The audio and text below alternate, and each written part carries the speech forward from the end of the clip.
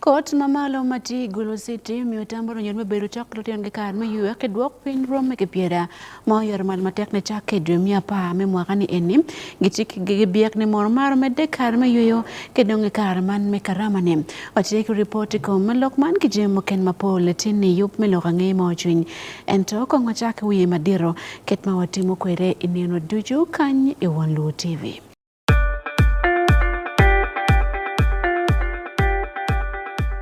At least the one thing for now we can all agree on is the soap to use. He likes that it's big and lasts long. Anti-economy. I like that it keeps my skin smooth. Ate Alina Echovu. And the children like that. It smells amazing. Everyone is happy. Movit soap comes in 4 fantastic flavors. Movit family soap is truly soap for the whole family. Movit. All day confidence.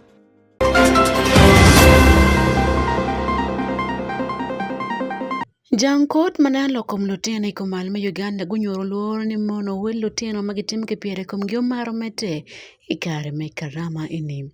It has been common that when it comes from big events or Christmas period, there are so many cases involving children.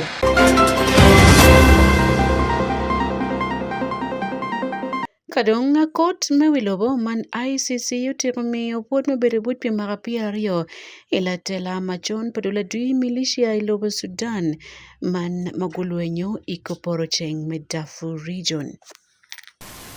The Chamber sentences you to a joint sentence of 20 years.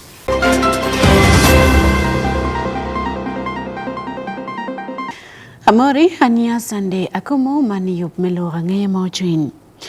Jankot manalo kom lutena Jankot mamalo mati Gulu City onyoro luoro ni mono me depa welo tena magapiri go mar meti matek ikara man me karama ni lo dir me kot man go wan ni mono chake dwemia pa ni yo kweretini eni dongi no ko para bich me ke piera dongo le do nyon me go lutena chicho ko kar me yue man we ke go geni kom lutima nywa kit mani we pel ten go pore ching tim ki chiera matim me kom lutena matino magiti komalo melobo Uganda ni na choch pa Wanlu TV Ismail Jacob Jones Kelly report matut ikum Lokman Kumbeti wanen gongibotan. Ikara me kachoke mo me miungit mamakalokom chik bodluak meteder ichuk we got mati laro pa the division Gulu City Chwala Cecilia mati regional coordinator Justice for Children ikot mamada mai Gulu district wajeni meno imwaka endi kiken gitika no koroma pol total lok mamakalokom tim kipieda. It has been common that when it comes from big events or Christmas period, there are so many cases involving children. We are going to register the highest cases of defilement. We are already registering so many cases. From October to this time, we have registered like 15 or 17 children, 15 to 17, committing capital offenses. And out of these, only 2 are not sexually related offenses. So parents, let us not leave our children on their own. We are leaving children to stay home alone. Big brothers are defiling sisters, and we are even getting cases of girls defiling younger siblings. Let us be present parents and take care of our children during this season. And wajani meno, bal machal kitman, polkar martime, ikar manolo tiano ti yueyum. En uchiro nyoro ni umir gunene gigwako lutieno mabe ikara me yueyo piendi tie jimi mapol maramo weko lutieno giyoke kiban machal kitman Walter Uchara mati probation officer melaro pa the division Gulu City ulegro nyoro ni umir gubet kalupo lutieno game kache nen guyoke kibal legana tieni sao nen lutieno utimo bal edo wacho ni gilu bal uluku kogi wamo kena magitiere man om kacha inone la nyoro gipeko kalimogi eone bal o peru ki twin me ka wadawa dir so ki mobal rojo pone tila kia matiri mo pudi da ne kono mo per ko no yo ka bal per ko tengayo o peru ki twin maleng kom no teno ikar me loka mege yup me open legal aid madul me fida Uganda o yubo ki kon padul me European Union UNDP Netherlands ite spotlight initiative ario jerong o chwara o wajani men lo nyor ma pol kom karani gitika tanya lo teno gi kago yok ke ban Nancy Akelo la tic pa Fida Uganda o wajani men gen gi yubo ka choke man memi yung ngech lok mamako lokom kama lo nyor gi ramo chwer gi chwalo ko gi yem e karaman Only when our community liaison officer what wakari watien tien ki kan tienwa ti ena go beru ki tar mi game wa lo eni ki ke wa ro no ke ki ko ndo ki da ben tie so tela la jiri ki jaem mati minister me gender volume ki lok mete kwaro ike kwaro achole wajan lo tian ma pol gitika deno chan malope ki tim palo nyori mo kenem wati ndo ti anyo mati kan wa lo chon legi ma bigi yebe ni ko daktari gan kwan kon pentir ye ni mir wan wa do gan kwan pentir bi gel wa win mu be ka ni wa ro daktari bi wan gina ge wo pe yen pentir ye ene wa ti ga jo ene wen ka wana woro ko ko ni wa kir mir wa be pere kon kari wati mar ko ma raju ko ma yang chon ko ro yi woni don pakke wati ga maro torero maro mo kere ma ka do maro i meo kamo keno bedu ni kamoro maru kono dongi chako nuo cha luo kongi en ulegulu nyor no mir gute lo tiano ge ipajo ge weko dwak tim meno fon mugo marajo mapol kar gi no ke die bomam yup man mo time ke chuk we got matila ro pe de division e gulu city ni ukelo kache lo chi we bie lo tela te kwaro lo tich pagamente kache ke luak mete derom Ismail Jacob Jones pe Waluo television e gulu city La tela me party makiluni Democratic Front man matilo bo Uganda otirolimo ke kwaro ilima mewe ko watigidon ke kwaro kinyang matuti komte kwaro pa chuli man Mathias Mpuga ulimo ke kwaro chuli kuna lobko Jan Rotman Prime Minister Martin Nokumo parodul me party man pekelo longo me kichoke dana mete dero kibeno togiti bieto kikucho werwo me ken pere I kompati makiluni mono Democratic Front iloke board luak maike ko arachuli Mpuga owani mono enben kaneno ngoma time ke ko arachuli bene kupo wachoke luak maiko malmelo Uganda owere chako don ki ke kwaro kama okelo kuna matila lok pa ke ko arachuli bene omero duane kum lokman ka odol Dr. Mekemelim and Nepa Mathias Mpuga bot ke kwaro achuli wanen reporting ni kibot Pat Robert Larubi and Taylor George pa Waluo TV. Honorable Mathias Mpuga olimoke kwaro achuli ikidmi kupe kilbeneneno kidma kiromo kupo kwede what yo mada ka luchui wibie bieno gelemo Honorable Mathias Mpuga maentiga chung machalo la me parliament donc be tiga choko chwin lo me party ne man ni no mario ma o lemo ke para chuli iwa yom tutwan ni dan ma awe lo Buganda enano binu lemo ke para chuli duan maleng mala wirwiri jui miu eneni wan beru chalo ecclesia wan beru chalo odlega jolo ngarimo ken jolo bene walu chuwe bie mapapa Ladit Martin Okumo Deputy Prime Minister Mike Kalkwara achuli ojolo en kitime magen gobino ilima megini ambere nyuruni ke kwara chuli choko chwindu chu wergen bene kagi woro kachono kwi muchon gilok mabe inge chochot iloke enomio duon la wirwodi kon wachi wirwodi bene choko chwin luchu wen choko chwin la mente ni watimu wonu be lok ma ye atie utu mabe idan mi roberiom idan mi roberagonya ikare me chono kwi ikare me bolo kwi gidong jo makungi gum makoni gen gi cher go district council gi cher go od mo ko cher I parliament gi cher ko kum jo makungi gum mukene ko ba gi karo gi wa minister enuni ene yo mabe mejulu aluchu mejulu the politician lega wa mukene ma wa legu gamente ene gamente olunen po ben mabe wan machala chuli ko ke mo tie la wula kijemi moko matika kata chulio. Ingeye Mpuga otero pingo gen gibino ike. This is my third time here, not because I just love coming here, because I believe in the sanctity, in the greatness of these institutions, and how they're able to keep our people thinking alike, working together even when there are difficulties. So we are here as DF to pay homage to this institution. Chochot Mpuga beno kate ko tirongo mukelogi ike kalkwaro acholi. We are here to re-echo the message that we passed on to you and the institution the last time we were here, that as DF we believe that a new Uganda must be reborn. And that new Uganda, all of us must see each other as brothers and sisters, and as each other's keeper and protector, even in the face of immense adversity. I'm glad that in your message, you're making the same clarion call. Omete kun waju neruma megge iliman. Can we have the round table with the rest of the hungry to speak about the resources of this country and how equitably they can be shared? The DF has provided a framework in the document that we're going to share with you, so that it becomes the blueprint of how we believe this country should be managed from now onwards. And related to it, we have provided a framework on how this country can transition.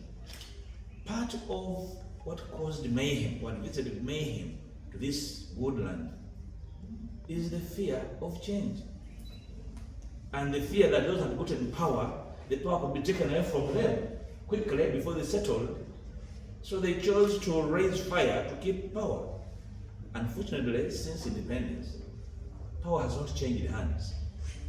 Only Ben Chonoka was able, after 9 months, to hand over power to Dr. Okote fairly.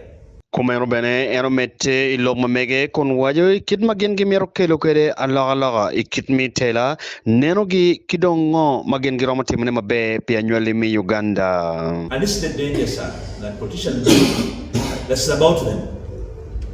The stakeholders in this country have not been given space to speak, to give a fair input on what they think about this country and how and what we can change it in our time. We contend that after we have had a conversation, then the country, the nation should be able to reconcile the people, where possible to pay reparations to those who have suffered. I've been in Parliament for the last 14 years, and I've been hearing of compensating all victims, peanuts, and just raising their adrenaline for no reason. Anena Kevin Okomo latila chilmati tepate manmi Democratic Front mabene enobino iliman okati kon wajo ngo magen getika nene mapirete ikitmi kelo alaga itela I Uganda. NRM macharo party do tichero yotieno ne but kirke beni tichero yotieno ngo mo witemo in the next government mabino ni minane wakela alaga wono yo mamoro I Uganda.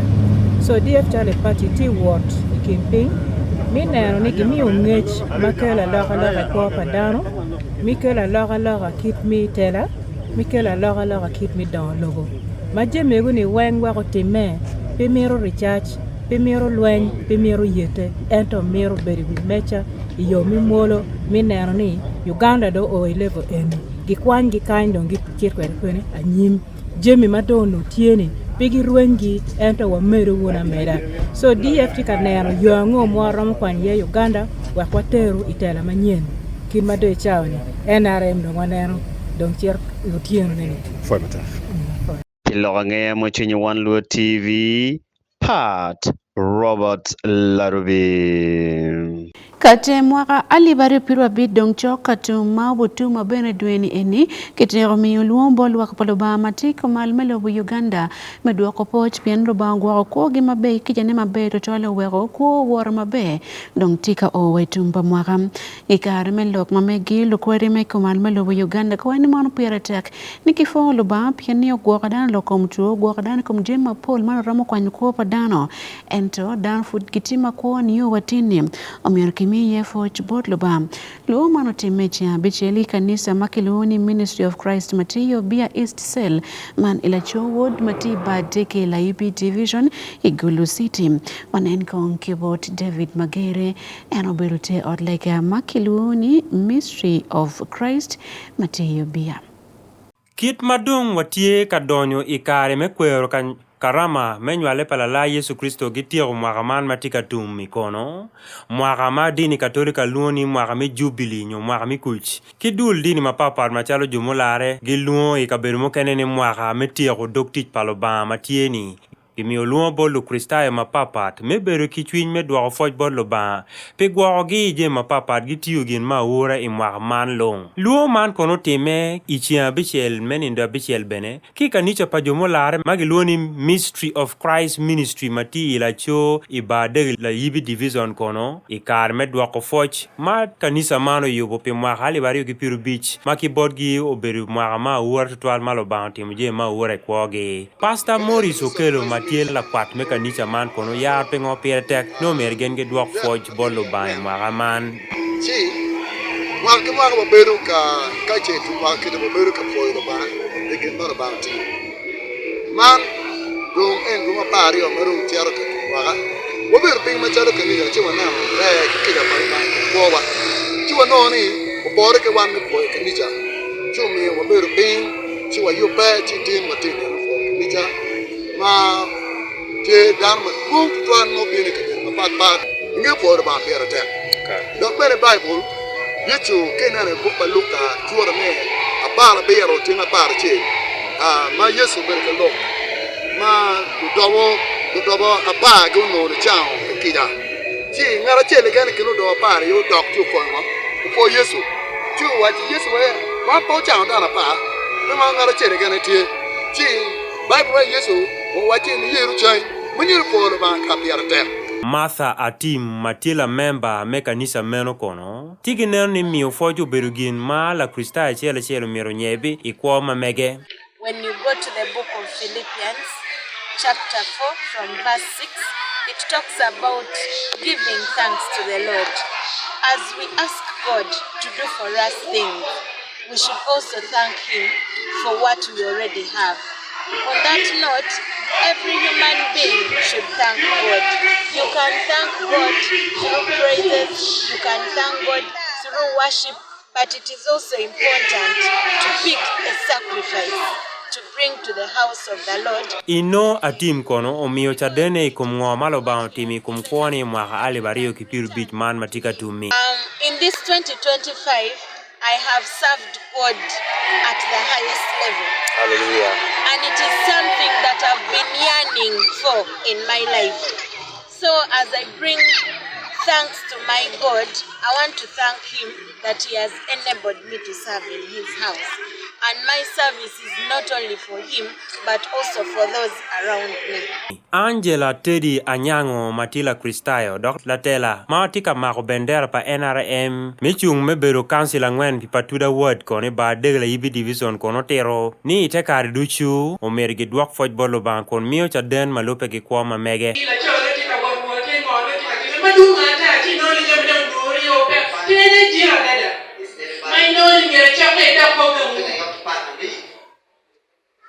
Chi no do chaka ba kutamnete atamba lori anwachi jiko jiko ana chaka shero ente chindi wo kika bro ashera kokko sitting room mama tera dada aweke ka bro kono akoko matera dada lori eta chao tamone how chiru ba maybe I am not grateful enough for the husband you have given me tell me kitime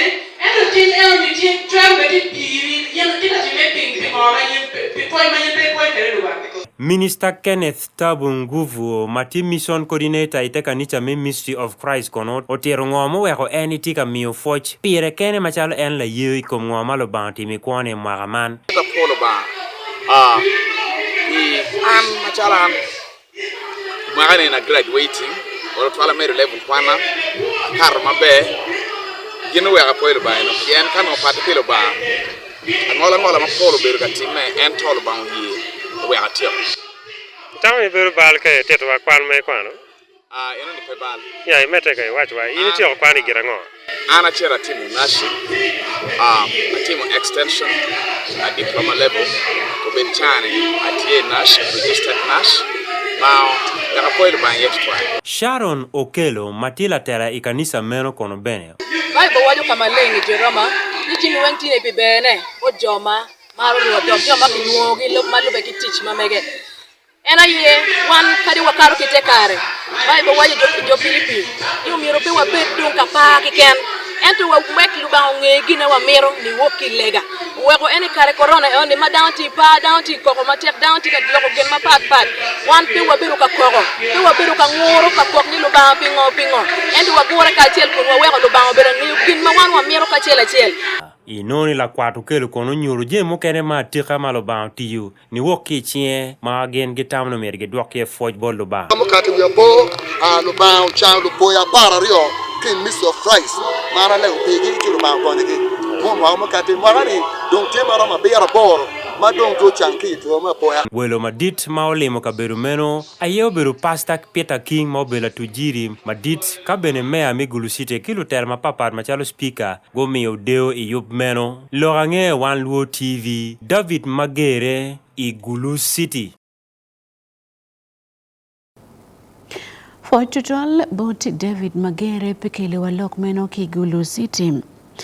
Ikama pat ki kumalo melobo Uganda la dit maneno lo kumbito kuipa NRM kunyao melobo man iteso otiro miyo oluone matek board jomede chungite party man kibeno jomake chwa pat melobo kono gure matek metela kidong jima pol ma NRM nene karma bito kuiweke nong lotela mao chuin kabene kibol kui kimi chwak madit bot present chuwe no 7 klu chumu kenete party NRM ikuima kibibolo idremia jel imwaga manyene eno bero kalokman Samuel Eyenga wani mono jima pol tima NRM kariye gurge matek metela merke loop weka cheke tiero miriman lobo Uganda chunglo matima ochuin dok chung matek kitela makwere kuna nyul tima be pia ni mon ke kero pati matiti lobo Uganda uyopo ne yenga ochako wote kabero dujo mati kunya ume lobo Uganda maniteso kaneno kit meroyo dano memiyo chwak madit bot NRM ochaki kalaki kidong kabera maito district kamala George Pawalu TV man maikonye obelte kuno wanen kong matut kombete yup melo wange mochwin karabot in ki Wanlu TV.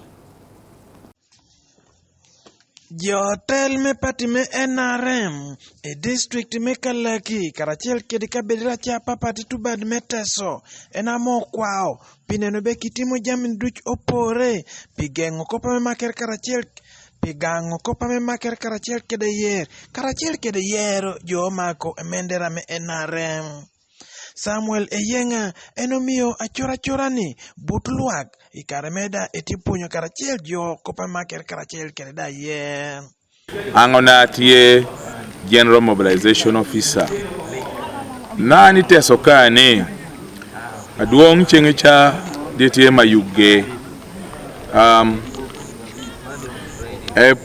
wodo team amechwao meneno be i district dede Uganda jotela me woki chalo dodi jogo bedo NRM dek jotel me pate me NRM ame yai district amulungo be dek kede ribo kede jotel me sabu county kede parish ororiamo kede jogo i parishes me oti ya mogop me kita moro supo kede kurir ma president Museveni supo kede queer mejo omaki mendera me NRM iya doketa dede pino piratek pianto bala party tin aduong piny oye dabido chairman me party be supo queer dede jotel me party village kede jotel me party sub county kede parish kede district eno yaro telo liet yedo ko ng'ata moro wuok itenge mebino suko kwir mena rem i villages mare ko papire tek kama kelo di wuok dwan president kede jo ametelo party mala molongo be Central Executive Committee amache chik mere jo aton ng'eyo be sek dadio ko mino dwan ni mena rem de Uganda kede jo ame chwako NRM de Uganda die wacho amani be telme jo telme NRM de pore ki nen be ki chwako jo mako flag me NRM kene Uganda lo do ame ina be da telme NRM di doko yini tie paro chwako ngata te chungo kene bala independent ara te chwako dana mo opposition Secretary General otiko chono balua da ditwero me chono balua no chairperson me party obedo president do mie ne jogo dede neno be kain itie udo kere tam no weki iduogi ge supporting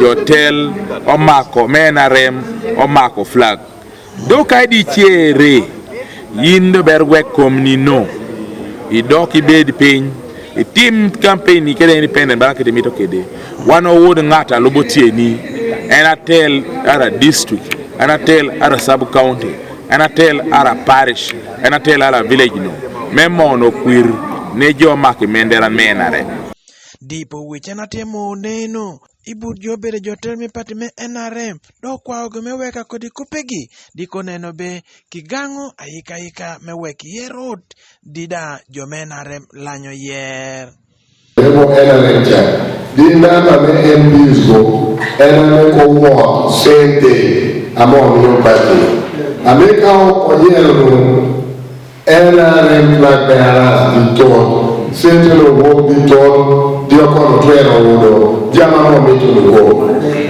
So I didn't meet again. You don't go down to the Nagawa, you meet again. You meet a pretty, you may why a Kadinawa, and where the Piano will have to and then what they have the guy can go where they would have to then I didn't hear them in the talk about independence. I want to say we have all sinned and fallen short of the glory of God. And nobody is going to point at a speck on somebody's, is it a log in somebody's eyes and leave the speck in their own or vice versa. We have all sinned and let this be the beginning. If I were to mention names of people who are supporting non-flag bearers now, Europe is just one of them. We supporting an independent. Let's watch the Tanzanian now. Yeah. Let's watch it. There are many. Even this one who is talking, chairperson of the Women Council, is with the current MP, who is not a flag bearer anymore. Against me, the only person in my village who is not with me is this lady. Yes. There are only two families in my village who are not supporting me. She's one of them. The problem we're having in NRM, for us also the NRM members, we used to support the opposition which are not flag bearers. Why is it like that? From today up to the end of the day, up to the 15th January, let's stop that nonsense. Let's support our people. Michael Onyinge, Piwanluo TV. Ikalaki District. Latela medin Islam okelo madito chole yumbe man Sheikh Dawa matipena karan medawa pa Uganda Muslim Supreme Council Yumbe District Haji Kasim Abdallah Maulo lor mateka okelo tuge pa wo kidong bena tim gere kom lo yeme dini kom Kristo iloko machato kidong chamurio pego Yumbe town inindangwen medima pawe chele mwaran ene ndo katika kwa ekizabot annually Uganda Sheikh Kasim wani mono eno kairio wakadu chen pajo kalor long mapiki tego kibene kwa yokisa wekwat mabeyo beti kilo yeme dini Islam kilo yemo kene mageti mapadini mokene mapapat matie Yumbe kabere mokene mbati West Nile.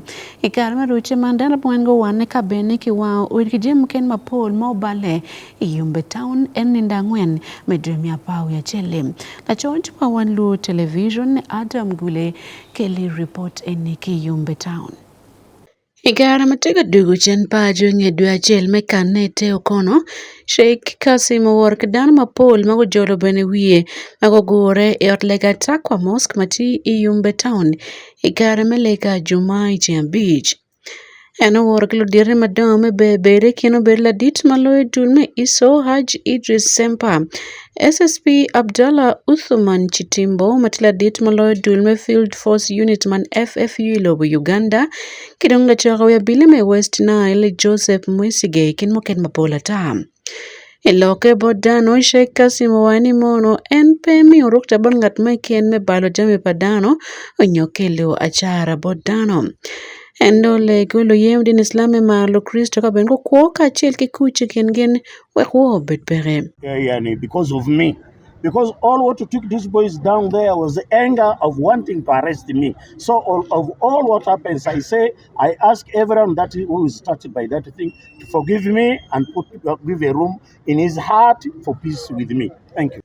Sheikh Olego lo Kristo me jolo bene dano magetiki biya char kijem ken mabadje me go bale metimo yere kesa ka bengo tim kisa kilo yeme din Islam magutimo bal I district me Yumbe.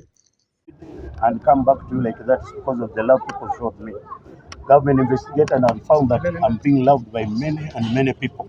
So that thing prompt government by all means to free me from whatever they've labeled against me. So my message to people is Islam is never something which does not like peace. Let us be peaceful. Let Muslims be peaceful and do whatever Islam requires. Such a saga, we don't like it anymore. Anything that you want to do, observe what Islam teaches you and what your scholar teaches you. And as my appearance and as far as the teachings I used to give to people, you even know very well that I couldn't send people to do such a destructive action. So thank you very much. I preach peace among the Muslims and we should coexist together with the non-Muslims as we used to do before, inshallah. Ikare metucho jiri ene otlega mani kare melega mejuma kita kwa mosque SSP Sheikh Abdullah Uthman Chitimbo mabenti la dit madoro dulme Field Force Unit owani mono Islamo berudini mapol kar gichulu kuwachula ento pegine gichako monyudano. To be kind to them, to be just to them. So, my brother and sister,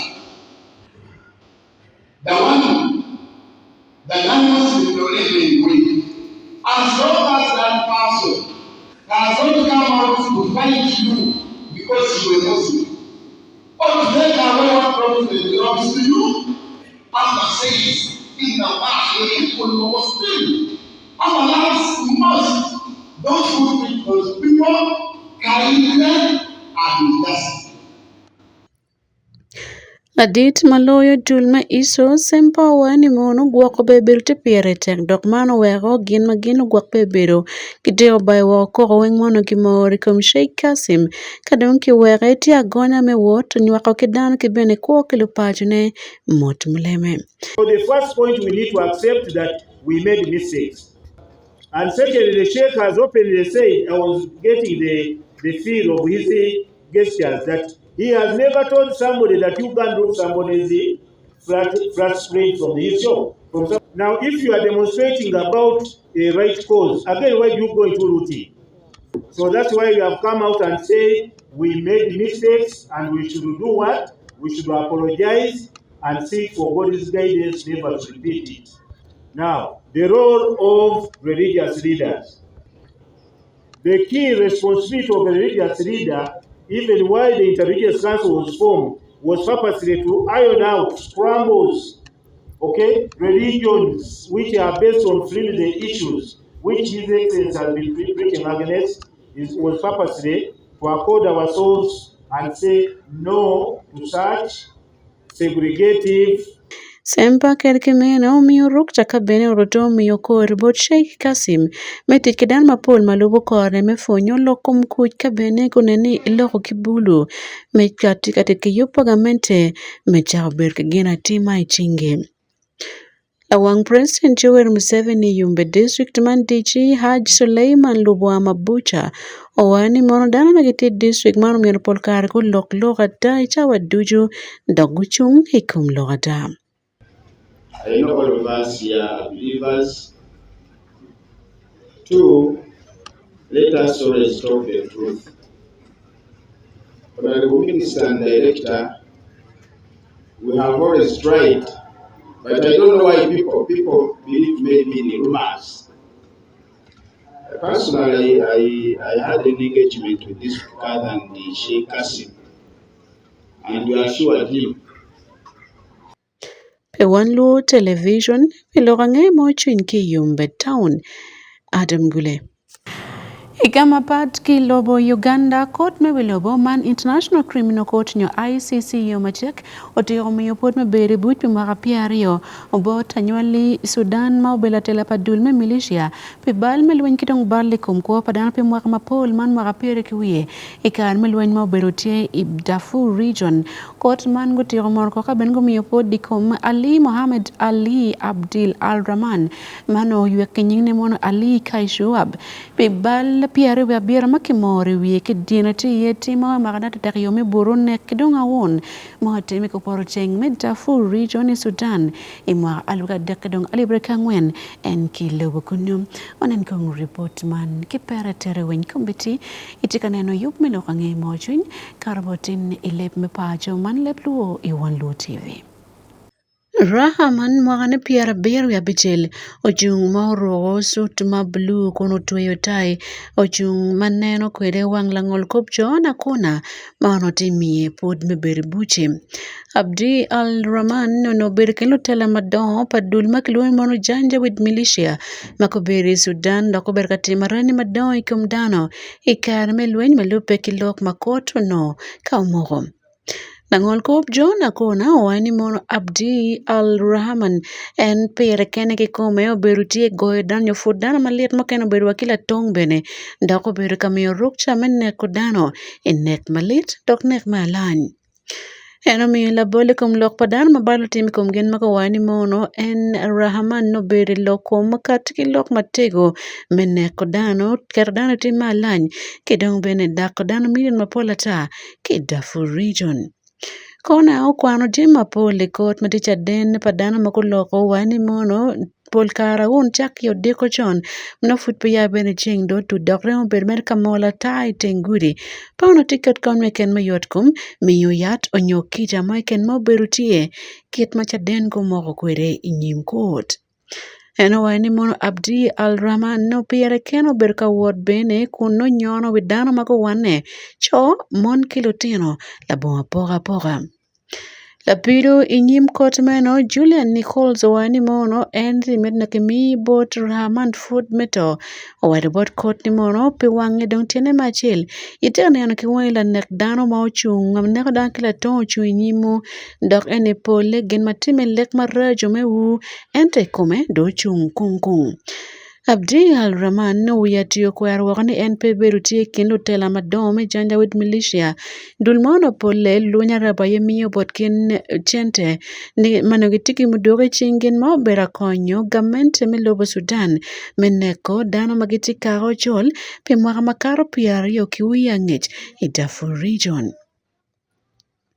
Rahman Rio chere Central African Republic jemi ario imwaga alibario ki piera rio ikarema ke chagamente manyene Sudan ndoko wani itiki miri mechako kono ripiki kot me ICC katimo kwedi komdana magotelo winek mauti me Darfuni Eno wani mine piera kene chinglu loj piano de tika komati miela e berkiluo ne mono kibineke woko lok makor kwe rajwat ni uberu loka balkari Nangol kop kona wani mono en Rahman mine kene iching luloj kabene ke mer ki mwagane piara biro bichele kidong kone mabei buta yo wero ke miya boten podu maka piar ke ken pian grama miya boten makaro meno.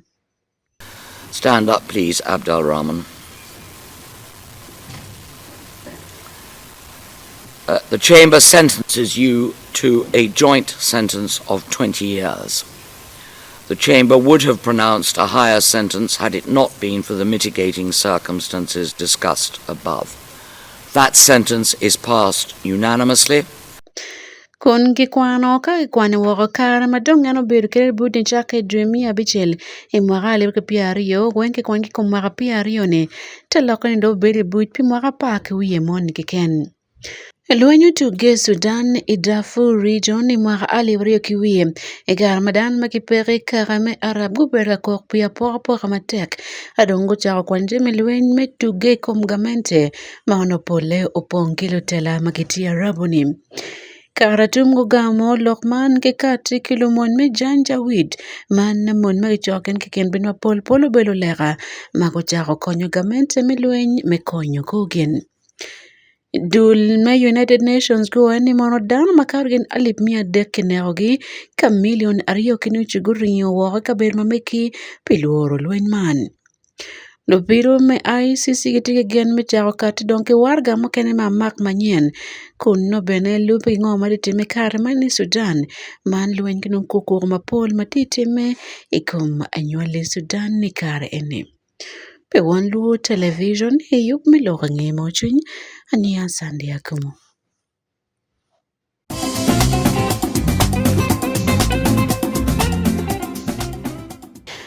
Elogangea mamaro biachara dano magitiyo kiyo mati kin got liru matman kabero me gwa makiti kwa yen mapol bunga man forest reserve mati rukulu wa village i Ombachi parish Lobule sub county Koboko district iti nera manyen ikum lokom gwa yen man belufu maki gwa yen onuti kwa labol kibot Abdallah Yusuf banga mono konyite yup ma akon kibot dulme World Bank tikon karme peto yen mapol ti ye kwa yen ma chama kargin mia piario kidong yen moken mapat mokene tie me bao ki mokene tie jema chama ye ben makargin mia boro ma ente peto gi gang mameke pu man windi time eka makar piario kamala choch pa wanlu TV Robert Ariaka olimo en man kitmen timo kwere pu me biachara ilokom peto yen wanen kong report man. Banga mwagane piara beru ya beru enu chago beru choki ka beru makelwene mono got liru kadong tie peto bene kwa yen mapol ata dok beno tino ngokon me chago peto kune yen mapol wek okony ko yup me gwa ka beru marum wam. Kony me limpa banga ni wa kibodul me Catholic Relief Services man CRS ma weko banga do chagon katki yo manyen me pu ikine en waka wingom me ki paro bwaki jimo kene ka bene kieru piporo ka bene jima eno pero man kien yenti malach di oroto lache ti mitari ario ikine benge pero ye cham ka tefudi yen magitino wek eni ngoma cheli gitiye jami mapol. Ikin kwa ijema eno perati ye muyeme kokoa mwanyi kidong mafene kin muken mapol yup makiloni investing in forest and protecting areas of climate smart development man mas if pasib Banga tie kiporo eka pierario ka bene dong entikati kidier ma President Yoweri Museveni logo pier man 4 eka model matike eka bichiel mi piero chama ki chama kadong eka bichiel mo kene tie pi yen ma ke piero pi bao abichiel mo kene tie pi nyikere ma ke chamo kadangwen tie me gwako leye. Banga ben mapat kimeno ndo chako donyo iyub me gwako kiti ki bong piera biro mamedo ikomlim mameke. So it was on a certain Saturday. I remember it was in May. I remember in May that there was somebody coming to train people to plant trees. I said, where? That in our parish. We were called for that meeting. Our headquarter, the chairman was here, the parish chairman. He told me the information. We went for that training to the headquarter of the parish. So good enough. My son here was the one who trained us. So he trained us the whole day. I didn't ask any question. But I was very happy. After the training, I came to him. I said, now, sir, I'm requesting you come to my home. Come and see what I am doing. He very quickly accepted. It was on Saturday. He said he was going to come on Thursday. He came on Thursday. He saw what I did. He was very happy, gave me some forms to fill. So I filled those forms. He continued coming to train us how to plant, how to maintain, etc. and etc. So on the forms, I requested very many spaces cocoa, avocado, fene, mangoes, etc. and etc. He gave me the seedlings. Like how many? He gave me, according to the record I have forgotten, it is over 200, something like that. I have the record. So he gave me, they brought for me these seedlings. Gilbert Ojia matila dit malolo Kombue district me Koboko wani mon Koboko tikilu fu mapol ento gitiki bua bechelekana metigwa kana gware kan eni. Gena ye Mount Liro Central Forest Reserve, Mount Kay Central Forest Reserve, Kadri Forest Reserve, Ozubu Forest Reserve, Ludara Forest Reserve, Kidon Koboko Local Forest Reserve. This arrangement aligns with the district goals that aim at, first of all, conserving the environment. We are talking about the environmental conservation, which has been a very key challenge in our district. It is a very high environmental degradation, deforestation rather. So through the tree planting program, we are able to address this. I know with time that gap is going to be reduced. And of course, still under environmental conservation, we're also looking at soil fertility enhancement and ecosystem services enhancement. And I think all that is through environmental conservation, which is of course through tree planting. That is one of the goals that as a district we are trying to. District ma ne pol kare nongit ma ke dir ma ke bod department manen lako malak me pingedong dir me dit ngomi Kampala manen ke gwo bua ma porente kare man ti pa bua ka boko ti percent piario ya bichel ke ken. Pe mwaga bit ma no kare ngej rome bua ka boko no ti ulo ya pao ya bitende kare man mede ti piru bichel en pilu pu mo chelo banga magetiyo matek dak ben ke gwo ye ngom. Joseph Ebino mate project manager Madoro Dulme mass degradation owani monoton yen piloko me yen metero ayadung te pero maditi karni. Era wani mono project magichaka ne kono kolo fu me peto yen mapol kibene gwaka mokene me yen tero kidong jim ken mapiki tego kimi bot ken tamel wero jang yen ye metero kidong yen mokene metero kigange wer jang mokene malote no komyat timo chung mabe. Project man ne tieke mire merocho medwoko chen bunga mapolo luto bete eka aliwa pao ya biro miya bich piara bich ongitiyo kidok pachi mapole dok pachi ali piara boro ya biro miya biro piara boro ya rio yop mano chake imwaga moka ati ubutum imwaga manyen. Uganda katika district apara bongwen mapole katika gwako bunga tutwala area paluria yila matika time koporocheng kidong komalo me Uganda. Ite project mani kare donge tiko rocho tie pa bunga nyoyen I eka alibapao ya dek miya biro per deka bungwen.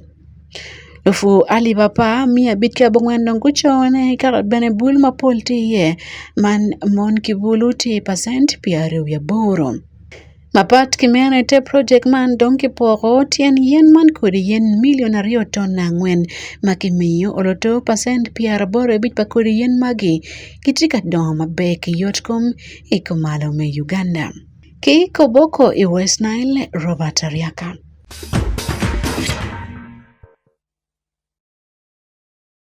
Welcome to Ro Club Matituro I 5th Division Piacholi Sub-Region Manliech Football Club. Genongo Matia Club Mokene Gulu City Football Club Togonotum Gola Chelikum Aidek Lloyd to Berobot Liech Football Club.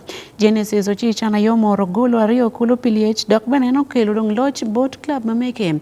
Iturumotime Iman Turumotum Chontotual Kamamoro Golo Beruchake Chonin Turumachel Idakeka Apake Ken Kitma David Magere obukele kwere matute.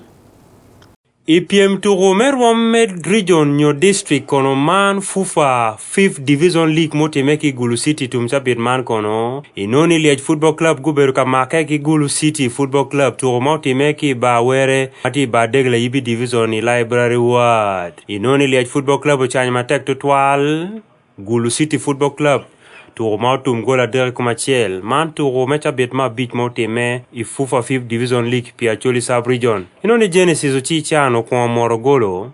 Inoni Genesis ochichano Morogolo ariye turumeno mo kwenye team meme Liech Football Club. Melo turumeno la bon kira kala moke ken o chi chan ko morgolo I dekera apaka ken minutu turma chiel karma eno moro golo magi ngolo bore mabe to twal ma we ogen go chera nyim ki gola chiel ikene ka dekera apaka ken miturumeno inoni kono Peter dekera mabo to twal liech football club do nyego loyagi kama Bernardo Chieng do morgolo mukene mapia nutu turma chielo tum Inu juturu Mario kono inoni Gulu City Football Club dok gudu chen malia tutwal kon gen gu morgolo nge deka chele ken manu juturu Mario yape ento porter deka ma po liech dok gudu gu maliet kuchulu golo meno chot benma pa deka Rio pio karo mawe gen dok chera nyim ki golo adek kuma chiel Bernard Achiere matiela fon turu pa liech Football Club kono wayo ni meno gen gi ki yom chuny matek tutwal pe loy turu meno pien ipiem meno ngad muru ni point dong wa matwal Nano mawati ya nene. Ole no. Miero wanon gol manuo katka Kenya. Eso, diyo kira no. Nano watie toko mabina nyim. Kawa romo nongoloji ye. Makaro ini. Chio miero wanon. Lekwa. Meta club ina nyim. Meta nyim. Lek pa chope ke nene pe ka loy dire. Lek chope ne ti loy dire. Achiere kono wachi uno mergi mod golo makara dek ento gibedo ka balo te kare magino ma weko golo gi otuma dek teken Creating chances but no more goal but goal. That total team mai nene ne ki aka Kiyung chel kono Calvin Orlando Troy mati captain pa Gulu City Football Club kono wayo ni meno gen gitige pero ma mer giti ye maikin pero mo kena ye pero ma no gen pe kom giti ma yot kwiji nyo lack of fitness ma mer giti ye matek jamari team I transition teamwork then the other people ma them bringing in system ma wadi teach kilo team so while believing me do mate pion we shall still win why do you madam gemo be right to ale then as well ye verify then as well ye loje ma one more pay the coach to the players we need to work on our fitness. Troy kono terni meno adoki to meno kono we gigak wo namba pa yu mecha komti ma pa wi angwen ki points angwen ke ken ngi to angwen bene mental fitness we are mentally disturbed by something kero and also we are a good team kita down while but we need to work hard on our fitness. Inoni Gulu City Football Club kono gen gi bo marki winter bari iturge mena bichiel ni tabet ma bichiel turma btimbe cheng tabet cheng bichiel meni nda pa wi dek mani cheng bichiel menyen inoni lodge paliech Football Club kono we gen gi tina mari we mecha meturumeno e ngelwani Football Club kon gen gi tigi points apa ngeturu tura beach kon gi tigi gani ki beru ka meta mere gi loya machalo yu achiel me we gen gi nong donyo itoro dilo me regional league mwaka to mabino ale bari gi piru bichel ale bari gi piru biro lorange kom toure wan Luo TV David Magere Gulu City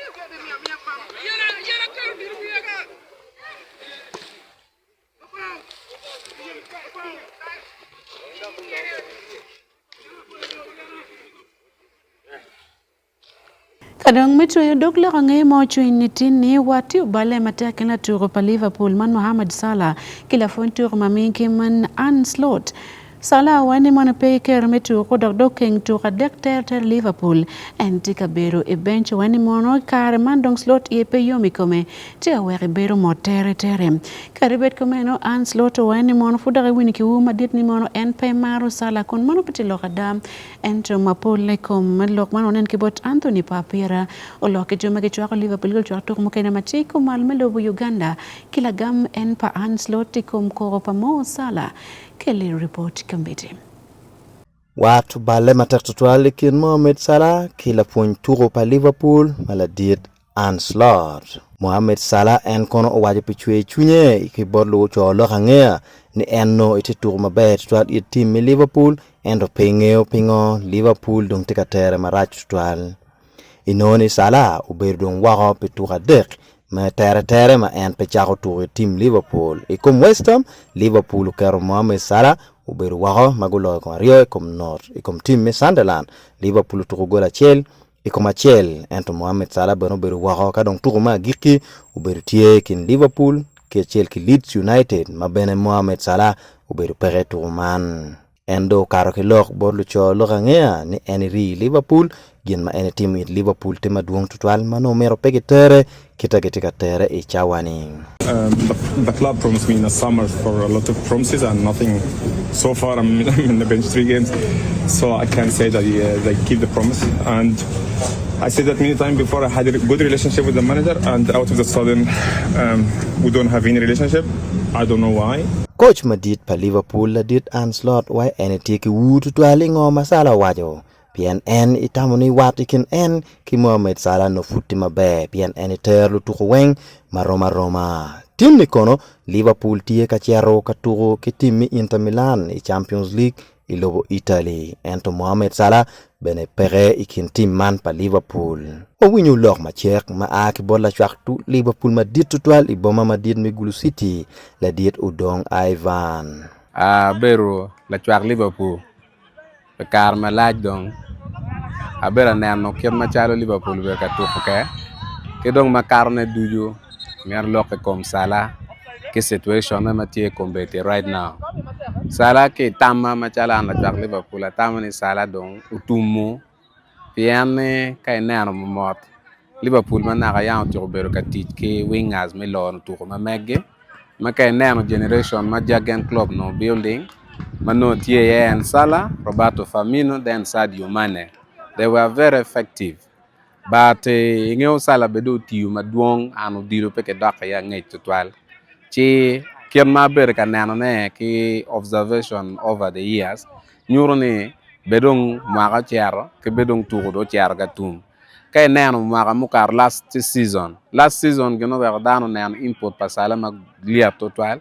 Because we win Rio and no weng take a teach my bear that Luis Diaz no take a coin and then attack to 12 ke no mwaka mukarni bana turo ke na turo pa Ryan Gravenberch in the midfield there. He was dictating plays and giving those final touches. Mano Salah tiu ke mabe mena ye la chwak Liverpool madit ma en o waju chwe chunye kono waju ni Liverpool o meru yele kitek me neno ni Salah gino la ngara ka kare unyoge roch wat mati ikin en ki la diet Anslot mala fun tour madit pa Liverpool pe wan luo TV Anthony Papira Akare wa ode ya giki pa yup milo kange mo chui nitin ni kanki wan luo television ania sande ya kumu mete kinene wan luo TV kare duju yup mo keneti kabino pe in kambiti